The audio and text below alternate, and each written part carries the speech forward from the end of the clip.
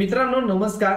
LLB 3 year CET 2025 चा CET registration form भरत असताना LLB 3 year CET चा फॉर्म भरत असताना बऱ्याचशा विद्यार्थी मित्रांच्या फॉर्म मध्ये चुका झालेल्या आहेत आणि त्याविषयी मला व्हिडिओच्या खाली कमेंट सेक्शन मध्ये त्याचबरोबर टेलिग्राम आणि व्हॉट्सअप चॅनलला बरेचसे मेसेजेस येत आहेत की सर आता रजिस्ट्रेशन फॉर्म चुकलेला आहे तर पुढे काय करता येईल.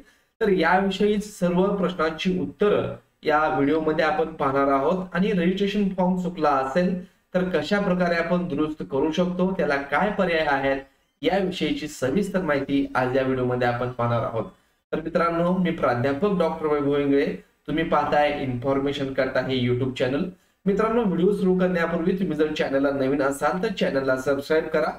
त्याचबरोबर आपल्या व्हॉट्सअप आणि टेलिग्राम ग्रुपला जॉईन करा. त्याची लिंक तुम्हाला कमेंट बॉक्स मध्ये दिलेली आहे. चला तर सुरू करूया व्हिडिओ. तर मित्रांनो, सर्वात अगोदर आपल्याला आपल्या अकाउंट मध्ये लॉग इन व्हायचं आहे. त्यासाठी सीईटी सेलच्या ऑफिशियल वेबसाईटला जायचं. या वेबसाईटची लिंक मी तुम्हाला डिस्क्रिप्शन बॉक्स मध्ये दिलेली आहे. या लिंक वरती आल्यानंतर तुम्ही इथं पाहू शकता CET examination portal academic year 25-26 यावरती क्लिक केल्यानंतर इथं आल्यानंतर तुम्हाला या ठिकाणी तुमचा साइन इन डिटेल्स टाकायचे आहेत. इथं रजिस्टर्ड ईमेल आयडी टाकायचा आहे. त्यानंतर इथं पासवर्ड टाकून साइन इन करायचं आहे. पासवर्ड विसरला असेल तर तो कशा प्रकारे मिळवायचा याविषयीचे व्हिडिओ आपल्या चॅनलला आहे. त्याची लिंक मी तुम्हाला डिस्क्रिप्शन बॉक्स मध्ये आणि वरती आय सेक्शन मध्ये दिलेली आहे.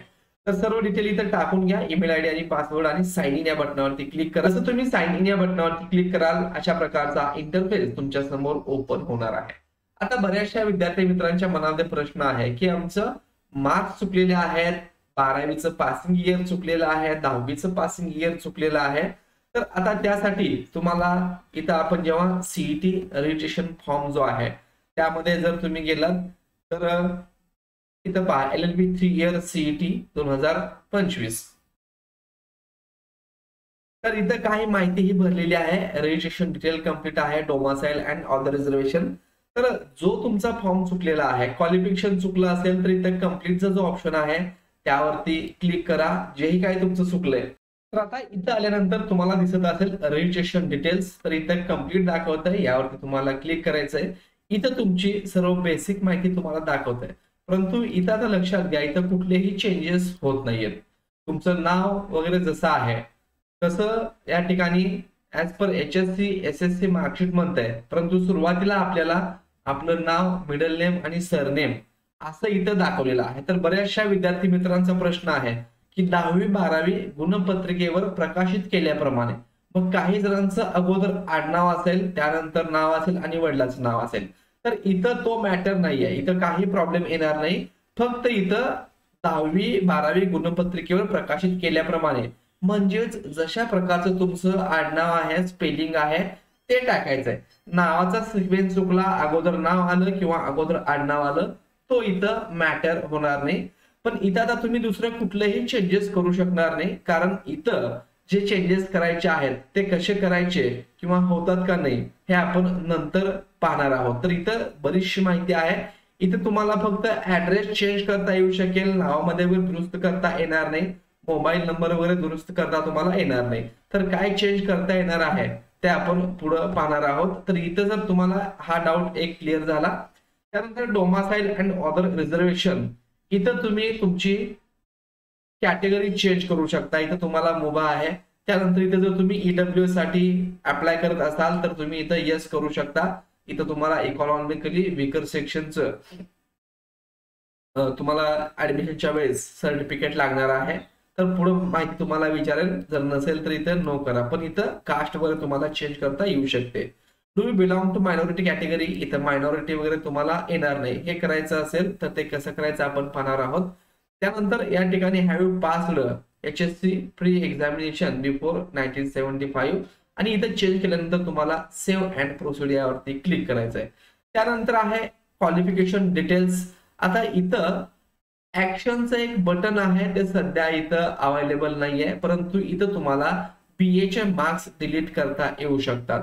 आता 10वी-12वीचे मार्क्स वगैरे चुकले असतील तर ते देखील तुम्हाला इथं ऑप्शन भेटणार नाही. परंतु आपण प्रोफाईल मध्ये जाऊन एडिट करू शकतो, ते देखील तुम्हाला मी दाखवणार आहे. फोटो सिग्नेचर चेंज करायचे असेल तर तुम्ही इथं चेंज करू शकता. रिक्वायर्ड डॉक्युमेंट आयडेंटिटी प्रूफचा असेल तर ते देखील तुम्ही चेंज करू शकता. आता दुसऱ्या ज्या गोष्टी आहेत त्या कशा चेंज करायच्या, तर त्यासाठी तुम्हाला आता इथं बॅक घेतल्यानंतर आपण जेव्हा या पेजला येऊ तर इथं प्रोफाईल डिटेल आहे. तर या प्रोफाईल मध्ये तुमचं नाव चेंज होणार नाही, mobile date of birth change होणार नाही, परंतु या ठिकाणी जेंडर चेंज होऊ शकतं, तुमचे रिलीजन चेंज होऊ शकते, मॅरिटल स्टेटस ते चेंज होऊ शकतं. आणखीन जर आपण पाहिलं तर ऍड्रेस देखील इथं चेंज होऊ शकतो. तुम्हाला तिथं ऍड्रेस चेंज पाहिजे असेल तर तुम्ही इथं तो चेंज करून घेऊ शकता. आणि जे मी बघा म्हटलं की 10वी-12वीचे मार्क किंवा मायनॉरिटी जे आहे तर मायनॉरिटी तुम्ही इथं चेंज करून घ्या, तुमच्या फॉर्म मध्ये चेंज होऊन जाईल. त्यानंतर SSC HSC HM मार्क्स वगैरे या ठिकाणी चेंज होऊ शकतात, पासिंग इयर इथं चेंज होऊ शकतं, त्याचे पर्सेंटेज चेंज होऊ शकतात. तर मित्रांनो अशा प्रकारे जर तुमचा इथं रजिस्ट्रेशन मध्ये चुकलं असेल, नावामध्ये वगैरे बदल झाला असेल तर तुम्ही इथं काही करू शकत नाही, डेट ऑफ बर्थ चेंज करू शकत नाही. मग आता याला पर्याय काय? जर तुमच्या ह्या बेसिक डिटेल्स चुकल्या असतील, नाव चुकलं असेल, डेट ऑफ बर्थ चुकली असेल, तर तुम्हाला मात्र नवीन मोबाईल नंबर यूज करून नवीन रजिस्ट्रेशन करायचं आहे. जर तुम्ही तुमचं पेमेंट फी केली नसेल तर खालचे जे मी डिटेल्स सांगितले तुमचे कास्ट वगैरे चेंज करू शकता. पण पेमेंट झालेलं असेल तर मात्र याच्यामध्ये कुठलेही चेंजेस तुमच्या फॉर्म मध्ये होणार नाहीत. आणि जर पेमेंट केलं नसेल तर तो फॉर्म डिलीट देखील होत नाही.